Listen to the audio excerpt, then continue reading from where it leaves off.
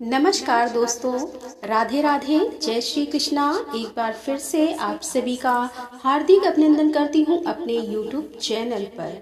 दोस्तों, शरद पूर्णिमा आश्विन मास की पूर्णिमा को कहा जाता है। पुराणों के अनुसार देवी लक्ष्मी इसी पूर्णिमा तिथि को समुद्र मंथन से उत्पन्न हुई थी, इसीलिए शरद पूर्णिमा की रात का हिंदू धर्म में अपना विशेष महत्व है। इस रात में चंद्रमा अपनी 16 कलाओं से पूर्ण होकर आकाश से अमृत वर्षा करता है और वैभव की देवी लक्ष्मी अपने पति श्री हरि के साथ पृथ्वी लोक पर भ्रमण करने आती है। लक्ष्मी विष्णु के स्वागत में इस रात को कैसे पूजा करें और शरद पूर्णिमा की कथा सुने। पूर्णिमा के व्रत का सनातन धर्म में बहुत महत्व है और हर महीने में पड़ने वाली पूर्णिमा तिथि पर व्रत करने से भगवान विष्णु और माँ लक्ष्मी की विशेष कृपा प्राप्त होती है। माँ लक्ष्मी और श्री हरि की इसी कृपा को प्राप्त करने के लिए एक साहूकार की दोनों बेटियां हर पूर्णिमा को व्रत किया करती थी।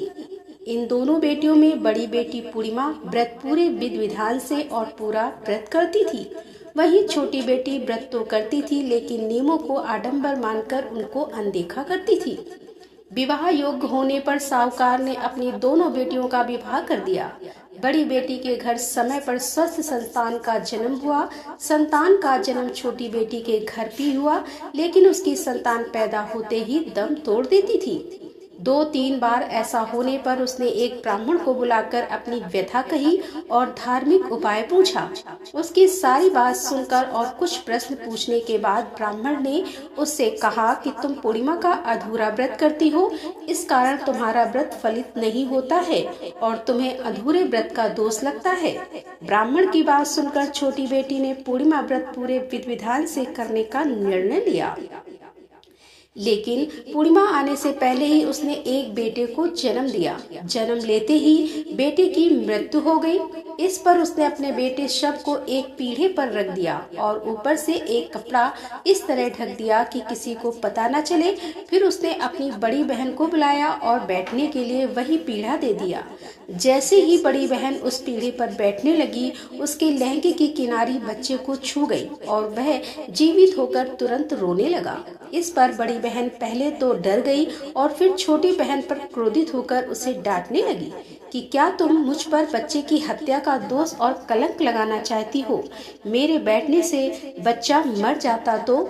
इस पर छोटी बहन ने उत्तर दिया, यह बच्चा मरा हुआ तो पहले से ही था दीदी, तुम्हारे तप और स्पर्श के कारण तो यह जीवित हो गया है।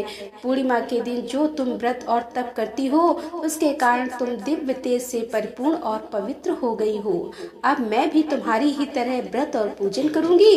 और इसके बाद उनसे पूर्णिमा व्रत विधि पूर्वक किया और इस व्रत के महत्व और फल का पूरे नगर में प्रचार किया।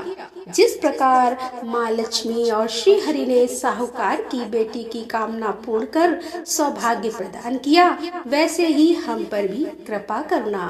बोलो विष्णु भगवान की जय, बोलो माता लक्ष्मी की जय। तो दोस्तों, ये था आज का वीडियो। यदि वीडियो पसंद आया हो तो लाइक करें, शेयर करें और हमारे चैनल को सब्सक्राइब कर ले। तो मिलते हैं अगले वीडियो के साथ। तब तक के लिए राधे राधे, जय श्री कृष्णा, हर हर महादेव, जय भोलेनाथ की।